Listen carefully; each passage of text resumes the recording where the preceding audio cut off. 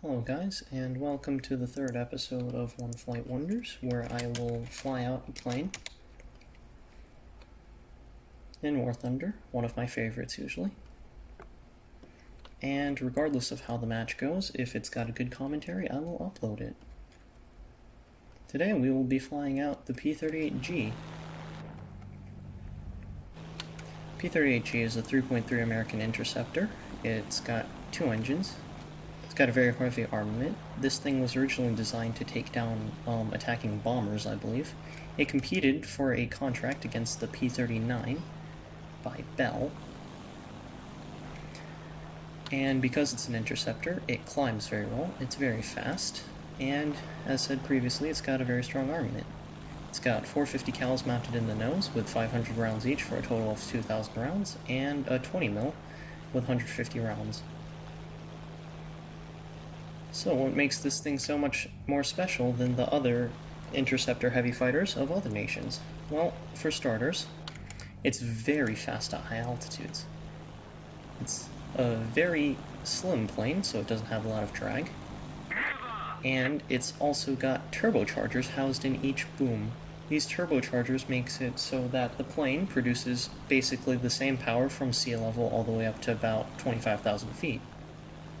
At optimal altitude of around 27,000 feet, the P-38G will do about 410 miles an hour according to the stat card, which is very good for a 3.3 plane, especially considering that, again, this is a twin-engine heavy fighter and not a dedicated single-seat fighter.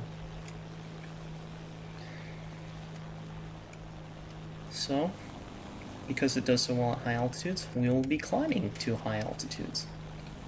This thing climbs best at around 155 to 165 miles an hour indicated airspeed, so we will be holding this climb to about 18,000 feet. Above that, this thing starts suffering from Mach compression effects, which this thing did also suffer from historically. It's got a very thick wing, which means that air will accelerate a lot over the top of it. And as the air's speed approaches Mach, it starts to separate, and you start to lose control. And of course, since Mach speed decreases with altitude, the higher you go, the lower the true airspeed you will start to suffer these compression effects from. They make it very hard to get guns on target, and since this thing is already rather sluggish in roll, it can be a pain to try and boom and zoom at very high altitudes. On the other hand, however, it is actually quite agile in the pitch axis. It's got very strong flaps and a high aspect ratio wing. The high aspect ratio wing allows it to lose less energy in turns than most other planes, despite its very high wing loading, which is actually higher than that of a 190D, I believe. And the flaps, they extend outwards and angle downwards. They are Fowler flaps. They provide a lot more lift and less drag than a simple flap would. So this thing actually can be a very, very scary opponent to fight, especially if they know what they're doing. But I digress. We will keep climbing for now, since that is usually a last-ditch scenario, unless you are very, very confident with the plane and know exactly how it's going to perform. That would not be me. I used to fly the P-38s obsessively, but it's been at least 6 months since I really played the P-38 series. Mostly I've been focusing on French meme bombers and ground forces. So, what do we have here? We have a C-205 down low. We're going to level off, gain some speed. We have a 190 bothering our bomber. We have a Romanian plane. We have an Italian meme attacker. We have a 109. We have an Italian Spitfire. Spitfire probably takes top priority unless something else pops up above him. So, let's turn towards him. Engines are overheating. Spitfire still does not see us, I don't think. We roll over with the help of rudder. We extend flaps so we don't compress as badly, and we open fire.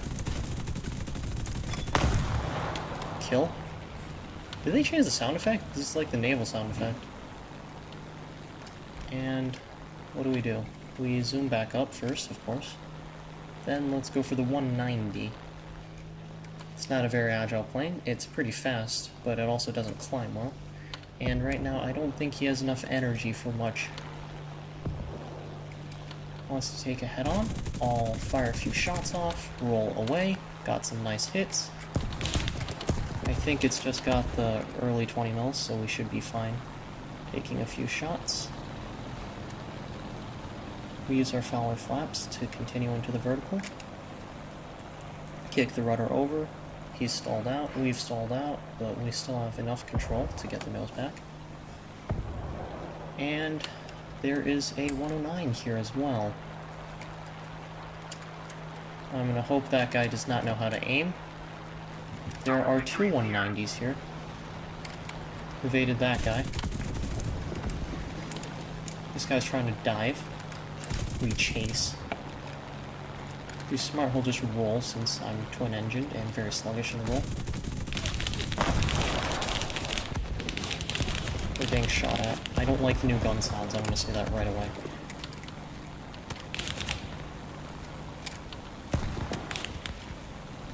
E. Very scary in a maneuvering fight.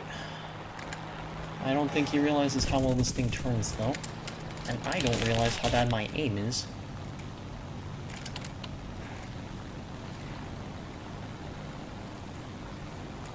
Let's see if we have enough engine power and lift. We do. Our team is doing something right now.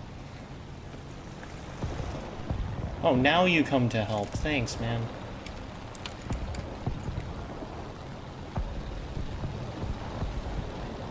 I'm quite salty today.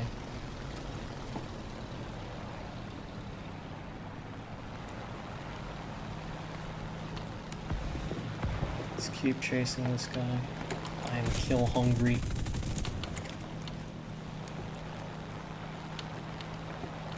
Team player, what's that? I only want kills. Typical War Thunder mindset. Might as well embrace it since I don't play this game that much anyways. Just become one of the... Okay. Something fell off. Don't know what that guy's doing. Really don't know what that guy's doing. Circle back around, engines overheating. I do not actually remember this thing having this much of an overheat problem. I can't aim.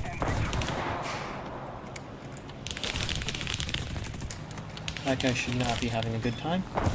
Another kill. Yeah, that is the naval sound effect. We're still alive somehow. Oop.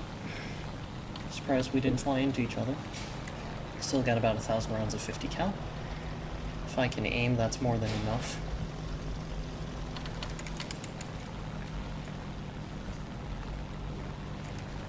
Flaps. This guy can't turn as well as us. Shouldn't turn as well as us, at least. That guy, the IAR, on the other hand, can. We better dispatch this guy real quick. Or we get turned into mincemeat by those 20 mils. Oh. That guy crashed, which is good for us. What's not good for us is the Romanians right on our tail. We're at low speeds, our engines are overheating. We can pop flaps and hopefully make it hard for them to hit us, though.